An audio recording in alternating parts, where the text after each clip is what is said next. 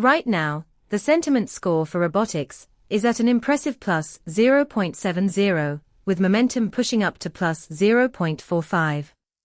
This spike is particularly noteworthy because it significantly exceeds the historical baseline, indicating an unexpected surge in positive sentiment around robotics.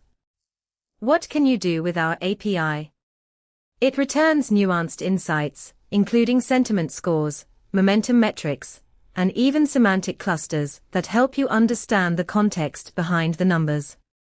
Imagine using this data to drive a sentiment analysis tool for a robotic startup, helping them tailor their product development and marketing strategies based on real-time feedback from the community.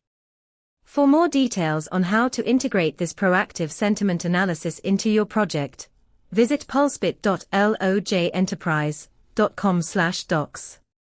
Let's build something insightful together.